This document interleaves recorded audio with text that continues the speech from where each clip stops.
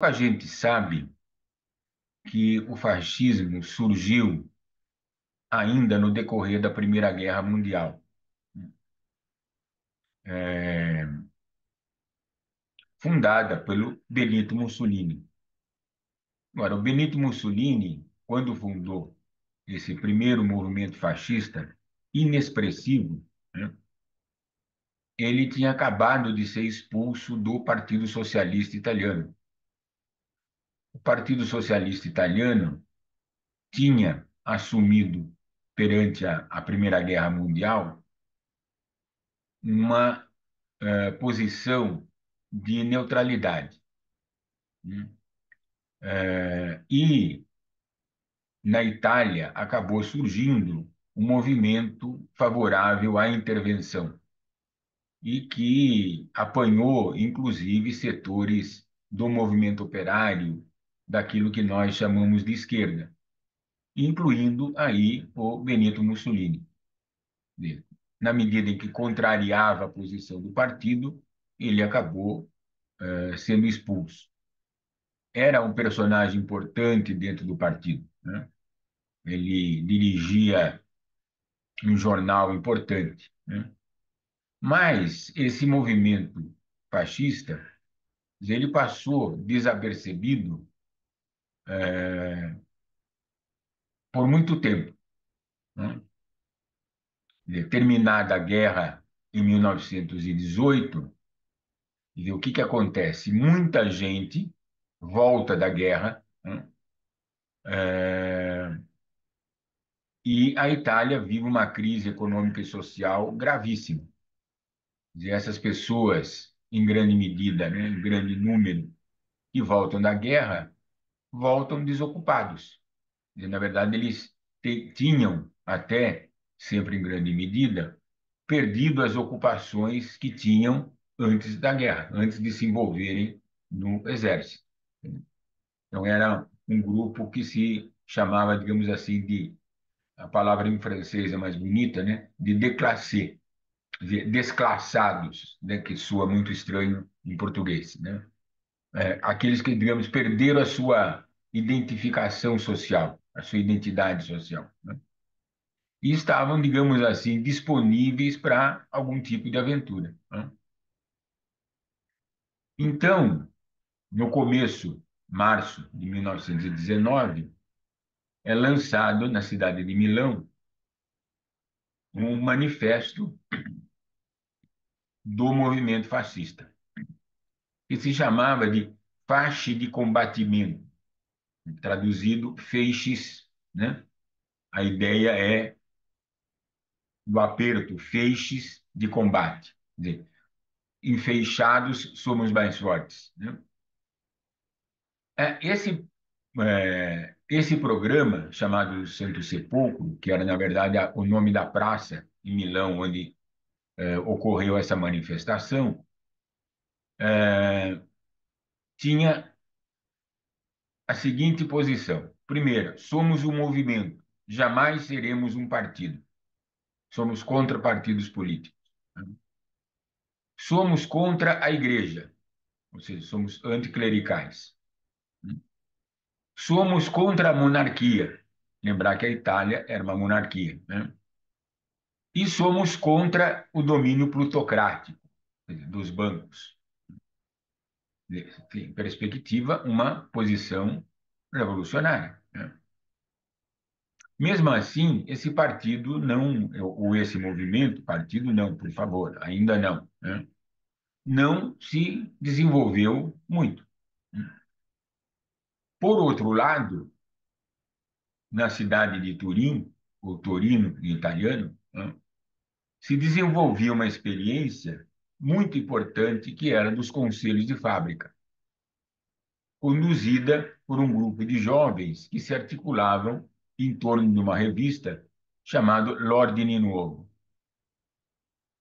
Esses jovens se destacava o nome de Antônio Gramsci. Fazia parte também Palmiro Togliatti. Na verdade, eram quatro, né, os principais. Completava Umberto Cerratini e e Ângelo Tasca. Eram os quatro principais nomes dessa, dessa experiência que foi muito importante. Não é, no entanto, o nosso tema aqui. Só que essa experiência, muito importante, uma experiência revolucionária, que conduziu os conselhos de fábrica, inspirado nos soviets, ou seja, nos conselhos da Revolução Russa, né? Da experiência dos conselhos se difundiu em grande parte da Europa, mas também na Itália, no norte, na região de Turim, não por toda a Itália, né? Essa experiência foi derrotada, por alguns motivos importantes. O partido político, o Partido Socialista Italiano, não apoiou. E a Confederação, a Confederazione Generale del Lavoro, Confederação Geral do Trabalho, né, CGL em italiano, também não apoiou. Então, essa experiência ficou isolada. Mas era um momento em que o Partido Socialista e os sindicatos cresciam enormemente. O número de votos de filiados no Partido Socialista e de filiados na central sindical se multiplicou muitíssimo. Havia um ambiente propenso, havia um ambiente possível para a revolução. No entanto, não havia o grupo dirigente preparado e disposto a fazer isso, nem no Partido Socialista e nem na central sindical. Os limites, digamos assim, teórico-políticos eram grandes demais, né? Paralelamente, se formou um partido católico, de nome Partido Popular, que logo passaram a ser, o Partido Socialista e o Partido Popular, os maiores partidos da Itália, quer dizer, sobrepujando amplamente os partidos burgueses. Então, acontece aquilo que dos cadernos, mais tarde, evidentemente, o Gramsci chamaria crise de autoridade, crise de hegemonia, crise orgânica. O domínio da burguesia estava passando por uma crise muito séria, muito séria. Então, qual foi a solução encontrada pela burguesia? Na verdade, algo que começa no campo, né, que é o de apoiar o movimento fascista. Então, o movimento fascista, que era relativamente débil até então, começa a receber recursos, né? Dinheiro sempre ajuda, né? E eles começam a se organizar de uma maneira armada, né? De um modo paramilitar. São as esquadras fascistas. Eram grupos armados, vestidos de preto, né? Que formavam essas esquadras fascistas, que desenvolviam a sua ação em reprimir o movimento dos trabalhadores do campo e, logo em seguida, também da cidade, né? Então, era atacar dirigentes sindicais e políticos,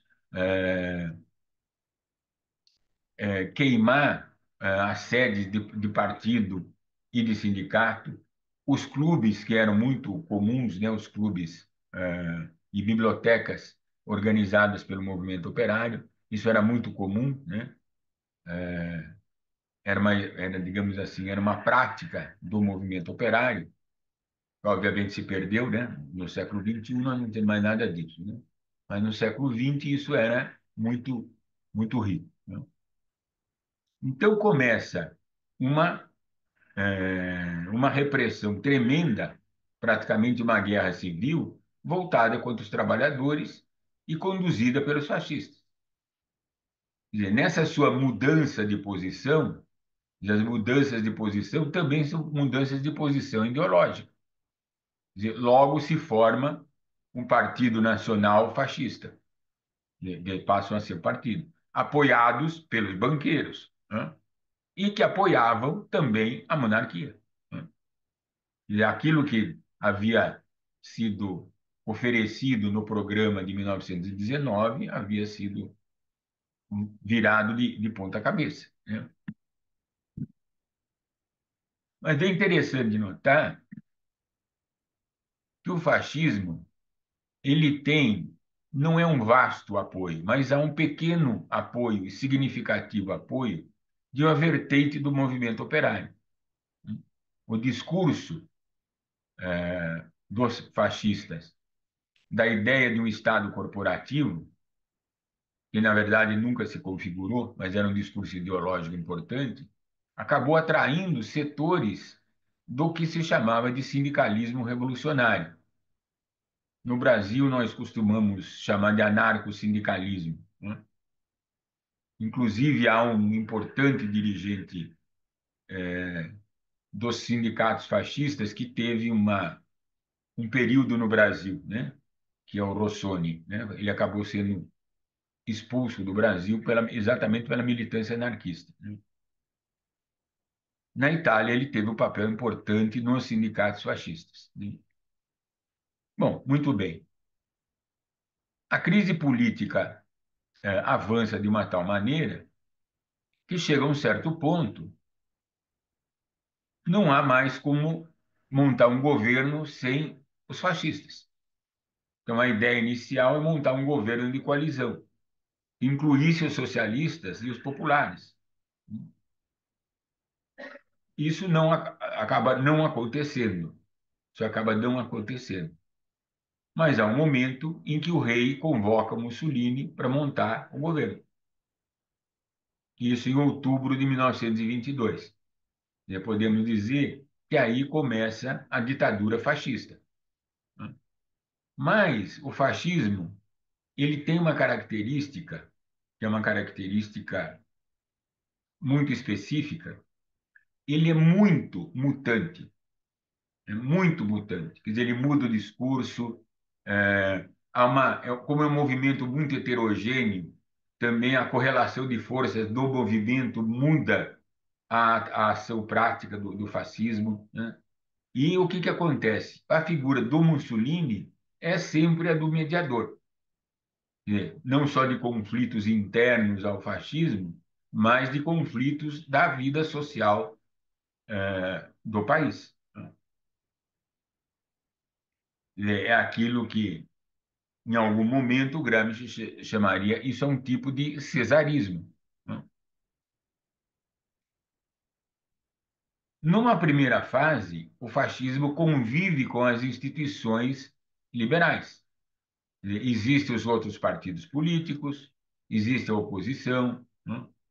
Existe o parlamento, evidentemente, existem as eleições, né? Claro que o fascismo vai se impondo pela violência, né? E a repressão contra toda a oposição é muito intensa, muito violenta, né? Particularmente em relação aos partidos operários.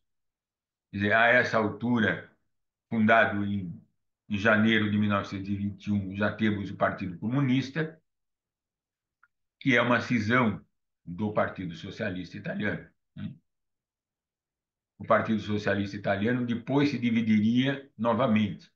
Eles eram um partido poderosíssimo que em poucos anos se dividiu em três, né? Era um sinal de enfraquecimento da resistência e, digamos, de uma falta de norte da resistência antifascista. Porque havia uma dificuldade enorme em entender o que era o fascismo, afinal de contas. Amadeu Bordiga, que era o principal dirigente e foi o principal fundador do Partido Comunista, ele entendia que que o fascismo era simplesmente um movimento reacionário de massa da pequena burguesia. Na verdade, isso era um consenso. Mas só que o fascismo não era só isso, né? Não era só isso. Quer dizer, o esclarecimento melhor do que era o fascismo, nós só tivemos mesmo anos depois, nas lições sobre o fascismo de Togliatti, ministradas para os militantes comunistas que estavam em Moscou em 1934. Mas vamos chegar lá. Mas vamos chegar lá. Então, o fascismo era, digamos, uma crise permanente. E se acreditava, por parte da oposição, que ele era instável demais para durar, que era algo que não ia durar. E essa crise permanente faria com que o fascismo fosse derrubado em algum momento e num prazo curto. Então havia algumas concepções. O fascismo não vai durar, errado, né? Ele durou até 1943, né? 20 anos. E um erro mais importante, porque é derivado desse, que a burguesia italiana é muito frágil, que o capitalismo italiano é muito fraco. Ou seja, que em algum momento, e num prazo relativamente curto, ocorreria a Revolução Socialista, né? Quer dizer, isso, os comunistas, em particular, acreditaram por muito tempo, né? Por muito tempo. Uma das crises importantes do, do fascismo foi quando, no primeiro encontro,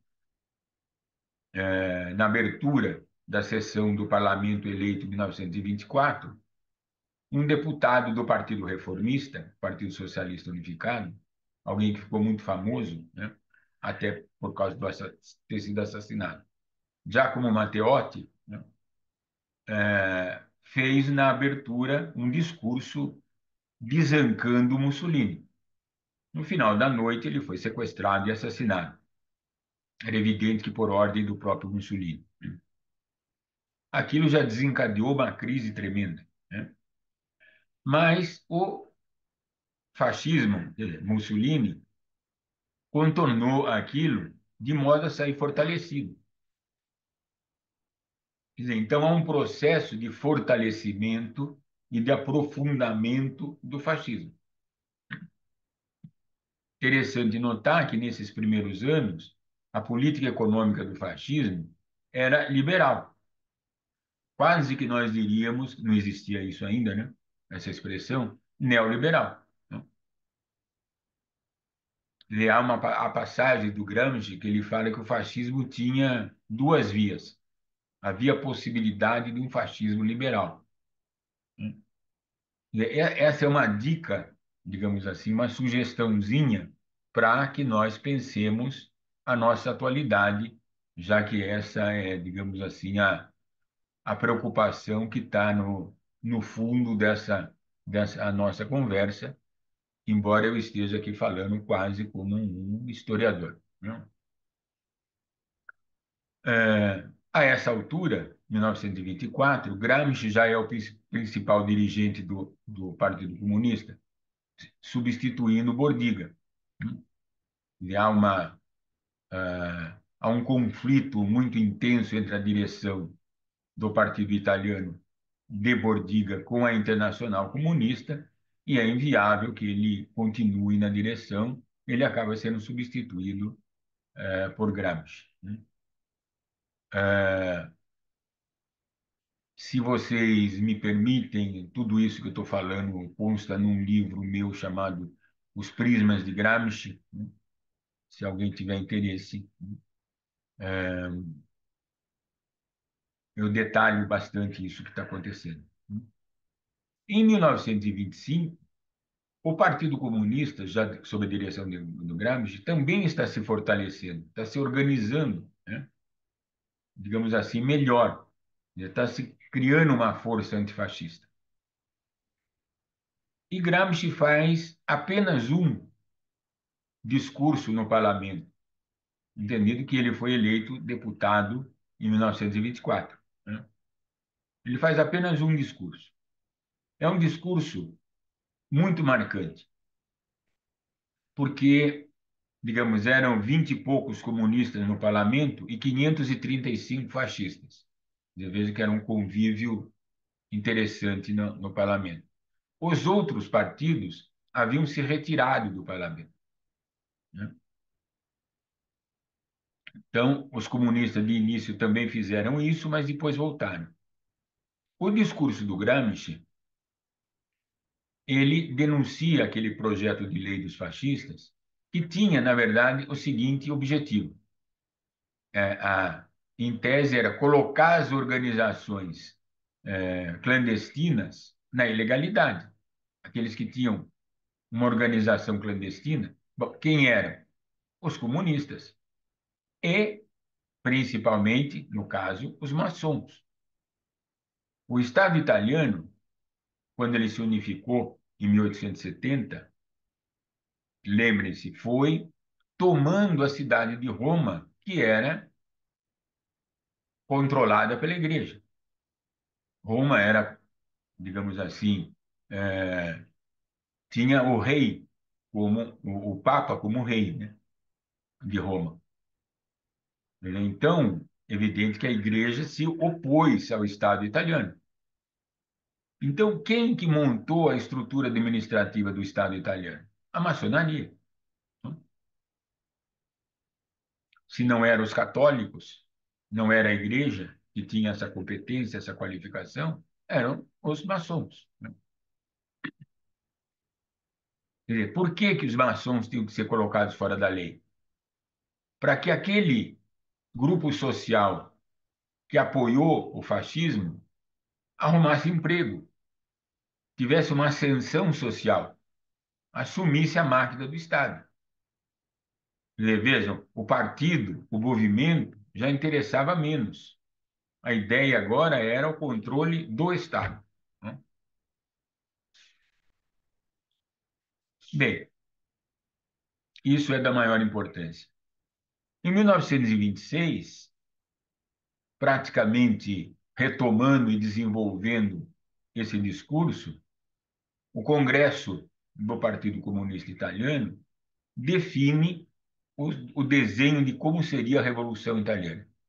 Seria uma revolução socialista.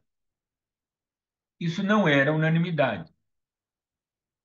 Ele havia, digamos, aliados, gente próxima ao Partido Comunista, que entendia que seria uma revolução democrática que completasse a tarefa não cumprida pelo ressurgimento do período de constituição e configuração da unidade italiana do século XIX.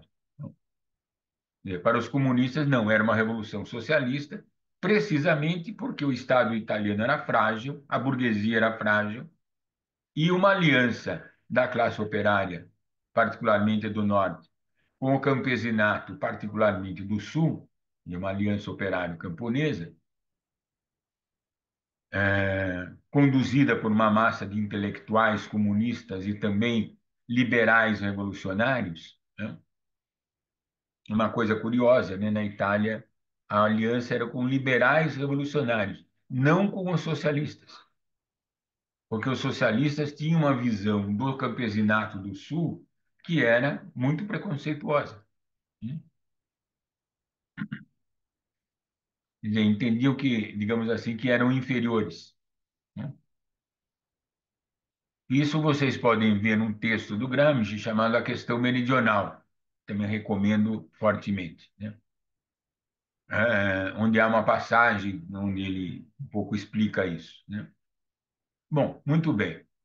Então, a ideia do Gramsci e dos comunistas italianos é aquela, olha, 1926, nós estamos nos fortalecendo, o fascismo não para de entrar em crise, as disputas internas no movimento fascista são muito tensas ou intensas, e isso não vai se resolver bem para eles, e nós vamos conseguir atingir o nosso objetivo revolucionário. Uma ilusão tremenda, né? Uma ilusão tremenda. No segundo semestre, há uma nova onda de repressão do fascismo, alguns dirigentes importantes do partido são presos, Umberto Terracini, que era o advogado do partido, né? Foi preso em setembro, era um sinal muito claro de que Gramsci deveria sair da Itália. Ele se recusou, né? Ele tinha aquela aquela ideia que quando o barco está com problema, não, o capitão não, o almirante não sai, né? E todos vocês devem lembrar que ter aprendido na escola em algum momento aquela coisa do o mar é o único túmulo digno do almirante Batavo, né? Vocês devem ter aprendido isso na escola em algum momento, né?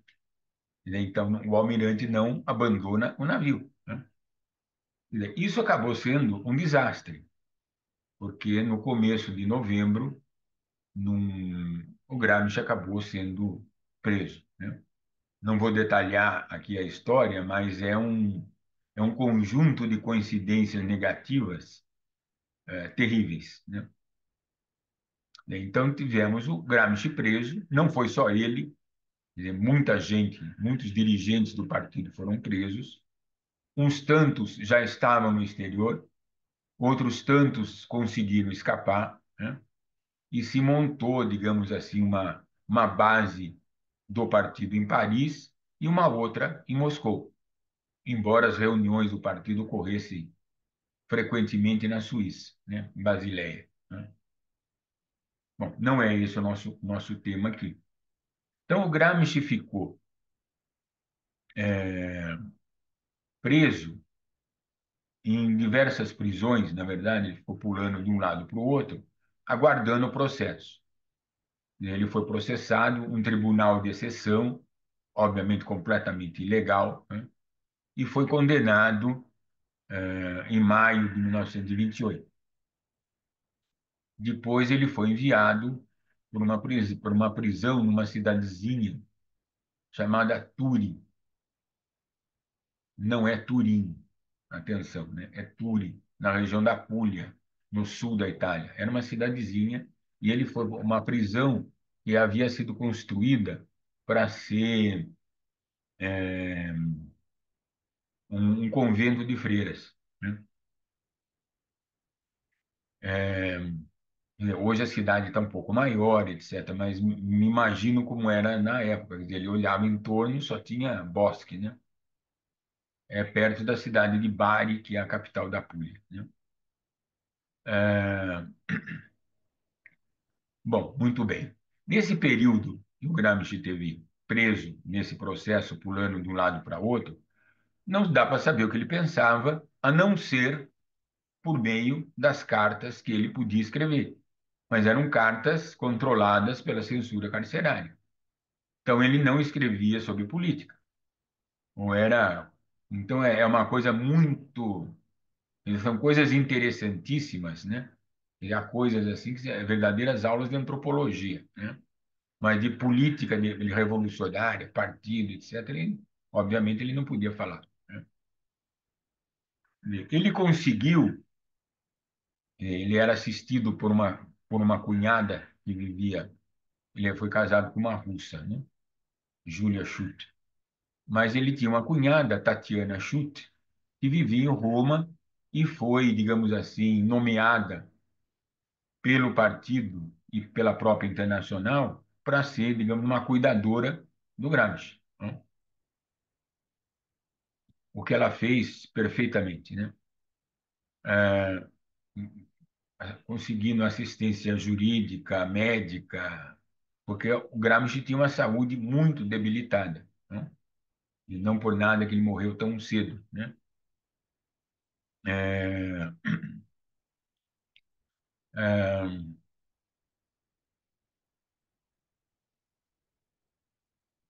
nossa, agora que eu vi aqui que tem um companheiro Cuba aqui assistindo a gente aqui. Muito bem-vindo, companheiro. É, então, o Gramsci, quando ele já estava nessa prisão de Turi, ele conseguiu algumas coisas, digamos assim, quase que o privilégio. Uma cela sozinha, e depois ele conseguiu é, autorização para escrever, ou seja, caderno e caneta, né? Peda, né? Na época, né? Não existia BIC ainda, né? Que é quando ele começa a escrever os cadernos do cárcere. Claro que nos cadernos do cárcere ele também não pode escrever diretamente sobre o fascismo. Então, Veja, no momento que o Eduardo falou, olha, me diga lá algum texto, algum trecho dos cadernos que a gente possa sugerir a leitura do pessoal. É muito difícil identificar isso. Há passagens aqui e acolá que você pode dizer que ele está falando sobre o fascismo, né? Mas o que o Gramsci faz nos cadernos, né? Ele desenvolve uma concepção, né, veja, isso é uma coisa interessante. O Gramsci, digamos, em 25, 26, quando ele era dirigente do partido, para ele tudo dava a impressão que a revolução estava na esquina, que a Igreja Católica ia sumir dali a alguns anos, e evidente que não era nada disso, né? Quer dizer, o revolucionário pensa o ritmo da história muito rápido, né? No momento, inclusive, que é uma de crise política permanente. Não, a revolução está aqui, né? Quer dizer, se mostrou equivocado.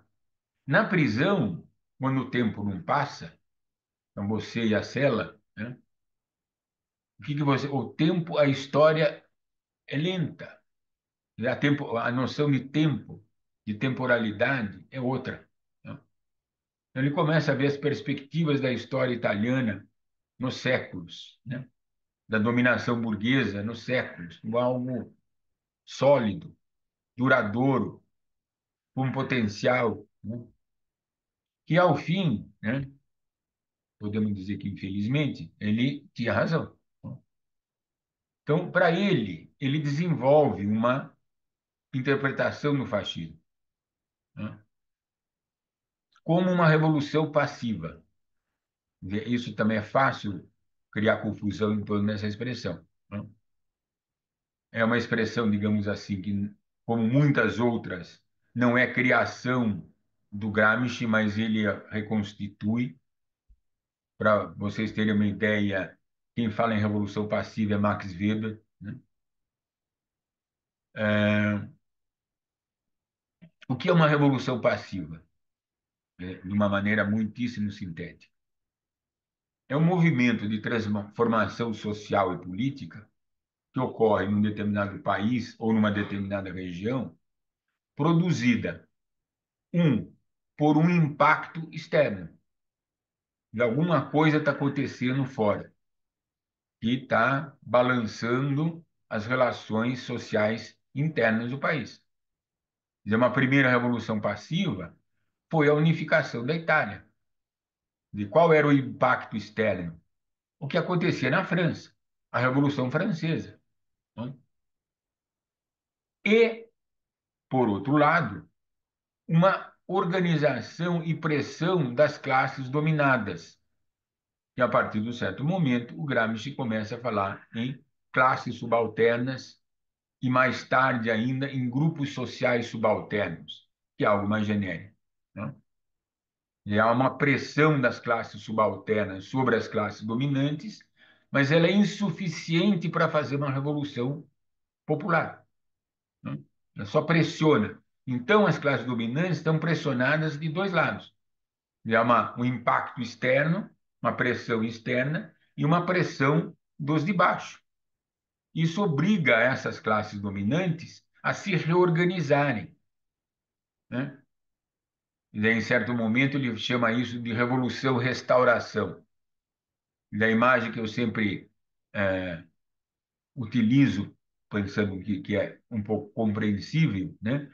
É a ideia de você ter um belo de um quadro renascentista, todo desbotado, manchado, e que ele é restaurado. Ele vai ficar lindo, pintado de novo. É como a classe dominante faz. Troca os seus dirigentes, troca o seu discurso, né? Troca a sua cara, troca a sua roupa, e diz que é tudo novo, mas não é. É para tudo continuar exatamente como reconstruir a sua dominação, né? Então ele fala, mas olha, o fascismo é isso também. Não é só o ressurgimento, não é só a unificação da Itália no século XIX. O fascismo também é isso, né? E qual é o impacto externo? Ora, o fascismo é uma reação à Revolução Russa. É esse o impacto externo. Há uma revolução que surge na Rússia e se espalhou pela Europa, ainda que tenha sido derrotada, né? Mas também dentro da própria Itália. Então, o fascismo é uma reação das classes dominantes a isso, que havia também na Itália uma pressão das classes subalternas, tanto da classe operária quanto do campesinato. Então, havia uma possibilidade de revolução, mas ela não aconteceu. Quer dizer, a insuficiência da direção política da classe operária, né, da sua capacidade de se organizar, né, redundou numa derrota catastrófica e na implantação do fascismo. Agora, uma revolução passiva, ela é, apesar de tudo, uma revolução. O que que a classe dominante faz? Ela corta um pedacinho da sua, da sua natureza. Aqueles grupos, digamos assim, economicamente ultrapassados ou ideologicamente difíceis de serem incorporados, são cortados.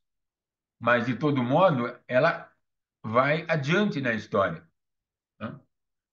Porque, de fato, o que o fascismo faz na Itália é conduzir o fascismo, a Itália, o capitalismo italiano, para a fase monopolista, para a fase imperialista, para a fase da dominação financeira. Lembrar o Lenin aqui, né? Imperialismo. Hum?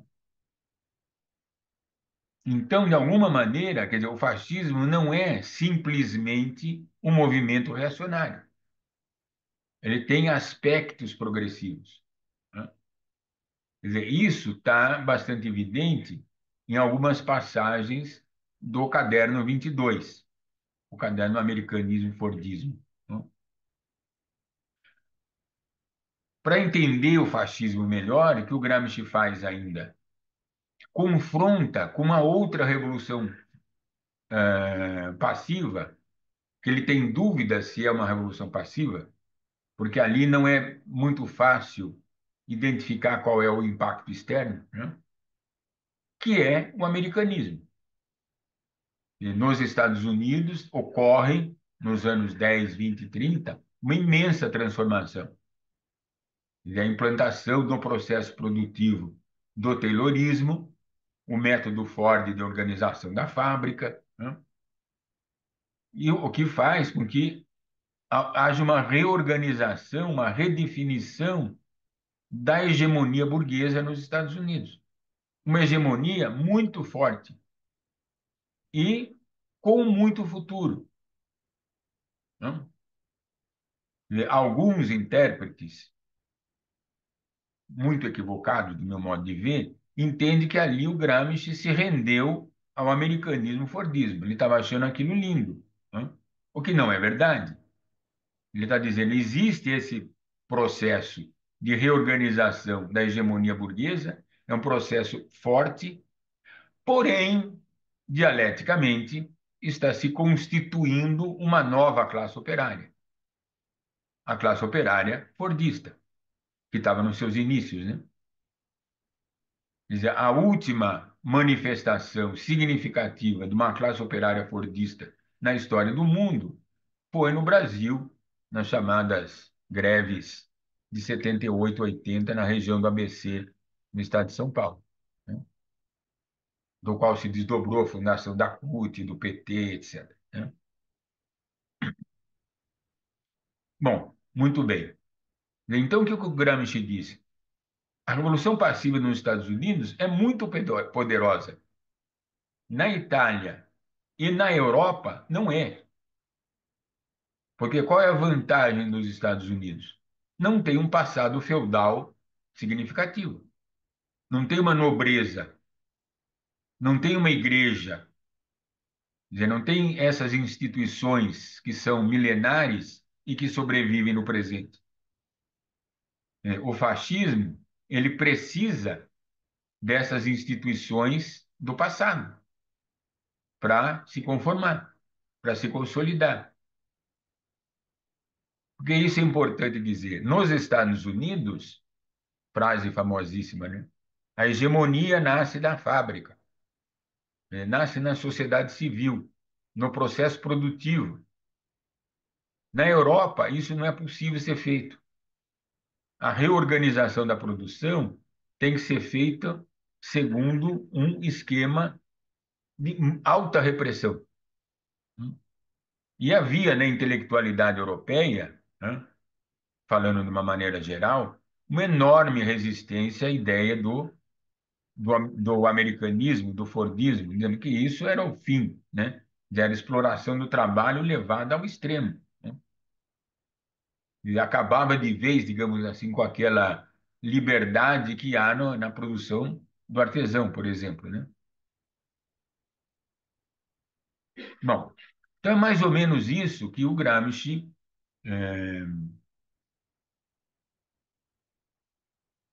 define, né, sobre o fascismo nos cadernos, né? Quer dizer, algo muito diferente do que ele fazia, digamos, em 22, 23, 24. Quer dizer, com o Gramsci preso, é evidente que as relações dele com o partido são muito tênues. Também só existe por meio de cartas que ele escrevia para Tatiana e ela reescrevia e mandava para Moscou, onde estava o Palmiro Togliatti, que passa a ser o principal dirigente do partido. O Togliatti é um personagem também bastante polêmico, né? Em algum momento, o Lukács diz que ele era um tático genial, mas ele não era exatamente um estrategista, né? O Togliatti teve uma capacidade de se adaptar às circunstâncias e de uma maneira a sobreviver, inclusive fisicamente, né? Que em determinados momentos da repressão dentro da União Soviética, ele correu o risco de ser preso. Lembrar que o Lukács foi preso, né? Por um tempo muito curto, mas, enfim, chegou a ser preso. Então, o Togliatti correu esse risco também. Agora, ele tinha uma lógica seguinte: eu sou um homem de partido, né? Quando as minhas posições são minoritárias, eu aceito as posições da maioria. E, durante um largo período, basicamente de 28, 29 a 33, as posições dele eram minoritárias. E ele acatou as posições da maioria, né? De posições que foram, em grande medida, impostas pela Internacional Comunista, né? Aqui também já entra um outro discurso que não cabe aqui, né? Mas o que acontece? Gramsci de um lado, o PCI do outro, com Togliatti, mas não só, desenvolvendo o que eles entendiam pelo fascismo. E também é isso, quer dizer, conforme o fascismo evoluía, se desenvolvia, as leituras também eram feitas ali, né? Não eram sempre as mesmas, né? Mas há uma aproximação bastante interessante do que é o fascismo. Já se entende que não é tão frágil assim. Não é que ele vai cair daqui a alguns meses. Não é assim. Se percebe. A Itália enfrenta a crise de 29 e 33 de uma maneira, digamos, galharda, né? Claro, foi afetada pela crise, mas perto do que foi a Inglaterra, do que foi a Alemanha, a Itália até que enfrentou bem, né? Agora, não que não tenha havido também mudanças da política dentro do fascismo. E o fascismo, a um determinado momento, valoriza o campo, né? Em um certo momento, impede a migração do campo para a cidade. Obviamente, aumentar muito o evidente desemprego, né? O fascismo chega a um acordo formal com a Igreja em 1929. A Itália, o Estado italiano e o Estado do Vaticano chegam num acordo de reconhecimento mútuo, né? E, a rigor, o Papa Pio XI era fascista, né? Bom, Muito bem. E a coisa fica mais grave quando o fascismo começa a se espalhar.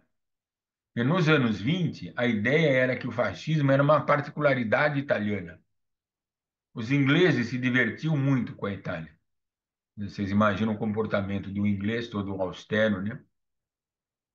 Todo gentleman, todo, né? Um comportamento bem definido. Eles morriam de rir da Itália, daquela forma histriônica do Mussolini, né? Então eles achavam aquilo divertidíssimo. Mas acontece que o fascismo começa a se espalhar, né? Como um movimento em diversos lugares e como poder na Áustria, na Alemanha. Então, a ideia de que o fascismo fosse algo de país atrasado já não rege. A Alemanha não é um país atrasado. Então, é uma outra leitura que se faz em torno do fascismo, né? Quer dizer, a ideia de como o fascismo está se espalhando, a ideia é o seguinte: olha, gente, urgente montar estruturas políticas de resistência ao fascismo e unir forças, porque a relação dos comunistas com os social-democratas era a pior possível, particularmente, não na Itália, mas particularmente pela trajetória da Alemanha. Então, os social-democratas foram, digamos assim, os assassinos, né, de Rosa Luxemburgo e Karl Liebknecht. Houve diversos outros momentos em que a social-democracia reprimiu o movimento operário a bala, né, em diversos momentos na Alemanha. Então, quer dizer, aquela relação tensa era muitíssimo compreensível, né? Mas não era em outros lugares, né? Agora, o partido alemão tinha muita influência, né? E acabou impondo essa posição para o conjunto da internacional, né? Bem, com o desastre acontecido na Alemanha, já é possível rever essa situação, né?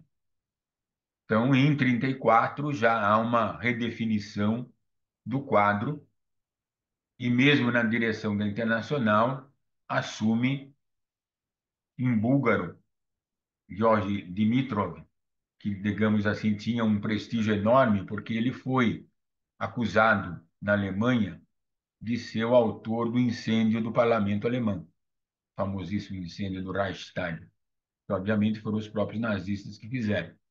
Mas ele se defendeu e acabou sendo inocentado, que é uma coisa inacreditável, né? Então, isso ficou uma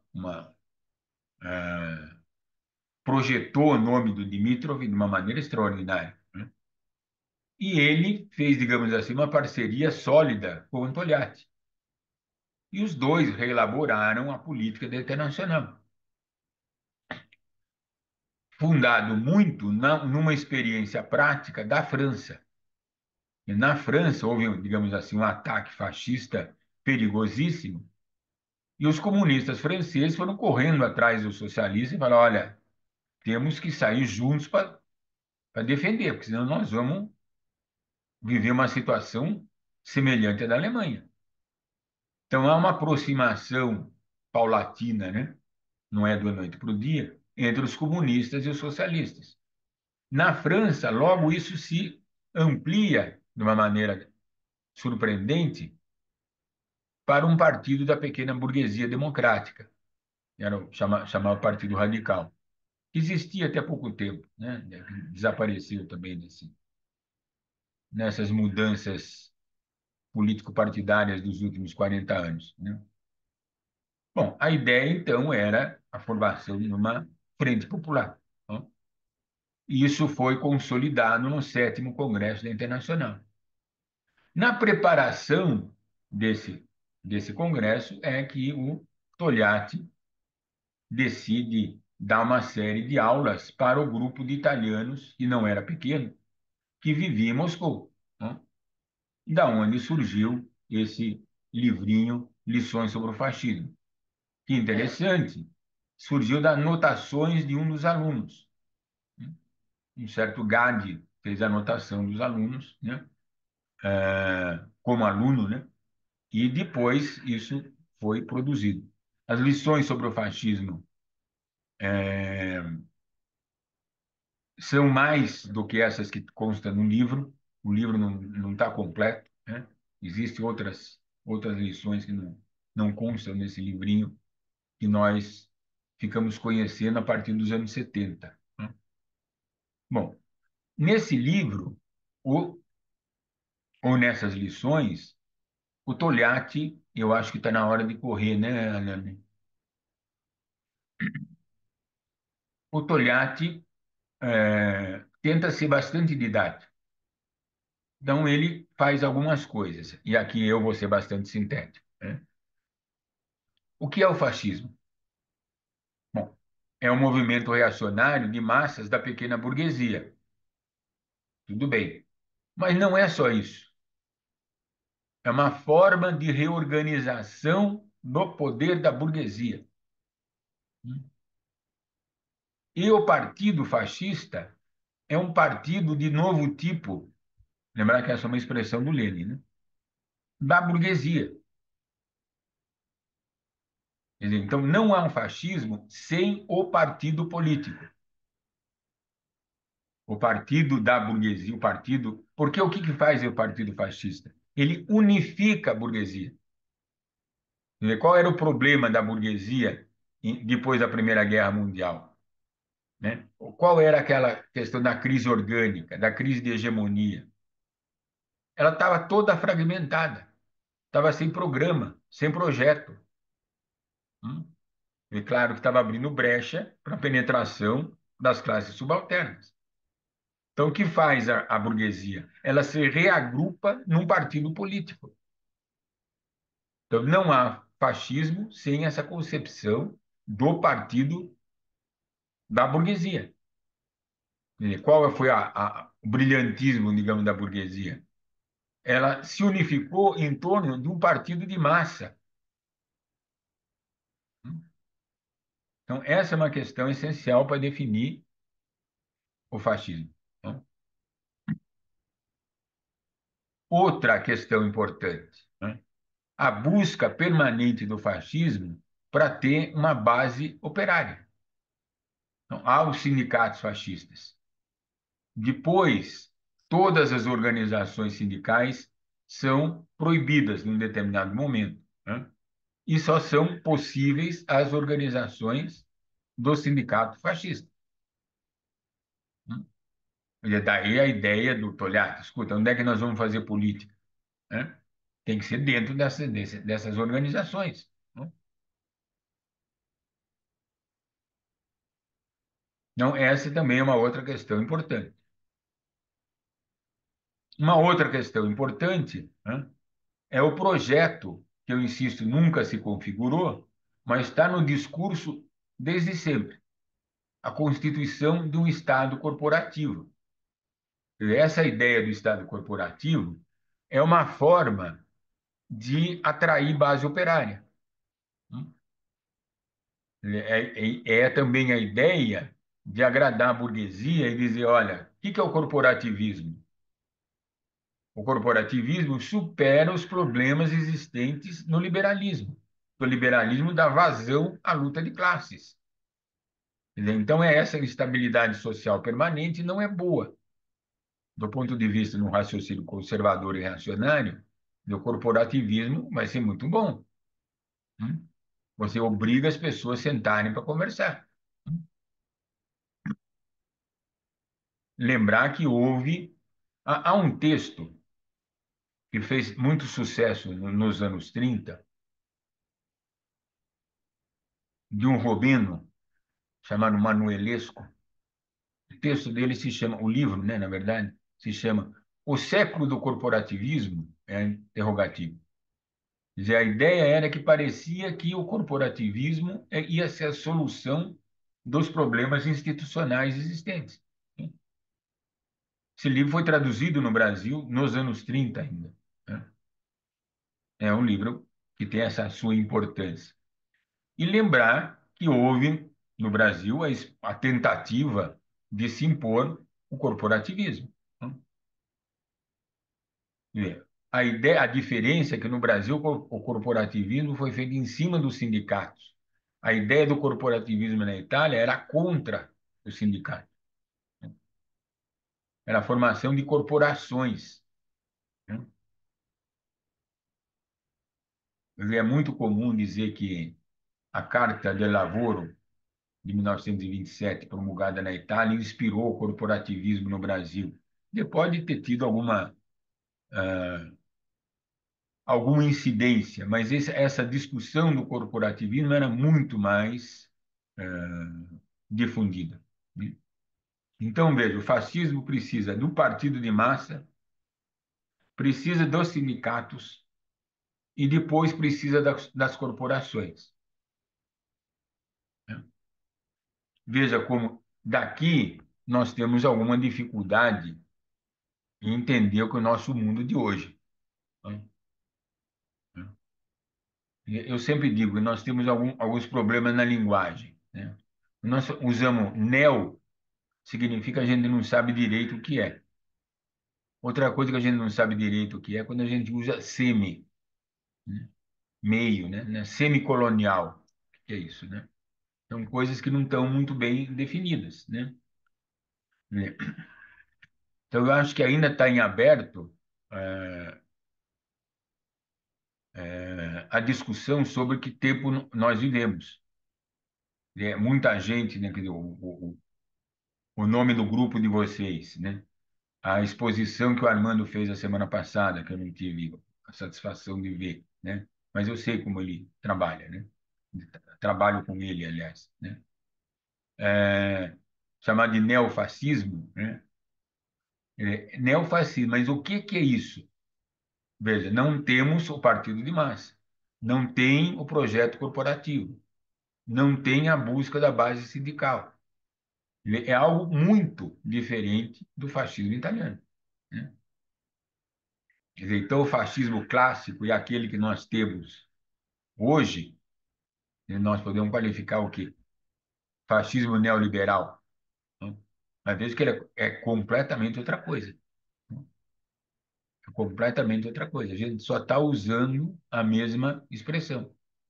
E mesmo assim, fascismo significava feixe, juntar.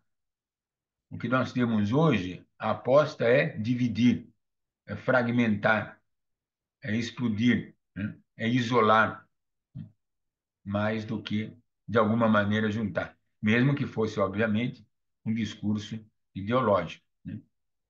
E também o discurso ideológico do fascismo, eles se diziam que era uma revolução, a revolução fascista, né? E o discurso do nacionalismo, nós temos no Brasil de hoje o discurso do nacionalismo. Claro, aquele era vazio. O de hoje, obviamente, é mais ainda, né? Imagina essas vergonhas que a gente passa na relação com os Estados Unidos, né?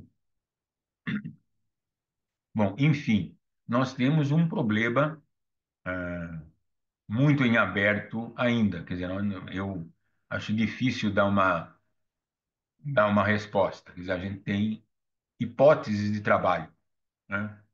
Hipóteses de trabalho. Mas eu acho arriscado dizer que nós já temos a solução, né? Aliás, é sempre difícil, né? Veja como o Gramsci, né, e outros brilhantes ali em torno de 23, 24, eles não tinham resposta ao que estava acontecendo. Era difícil, né? E nós também temos muita dificuldade. Vamos discutir. É, dias desses eu fui convidado por bom, por um blog italiano. Falar, escuta, você não quer falar sobre a importância da eleição do Trump da América Latina? Isso foi no fim do ano passado. Falei, não, como é aniversário da morte do Togliatti, eu prefiro falar sobre o Togliatti, que foi o que eu fiz, né? Porque eu falei, não, é muito, muito complicado isso dizer do impacto da eleição do Trump da América Latina, né? Aí ele nem havia assumido ainda. E nós estamos percebendo o terremoto que está acontecendo, né? E vai saber para onde vai isso, né? Bom, mas enfim é isso. Eu acho que já falei demais. A Alane muito educadamente não me interrompeu, né? E eu costumo ser britânico, né? Dessa vez não fui. Bom, obrigado pela atenção, gente. Fico aqui à disposição de vocês.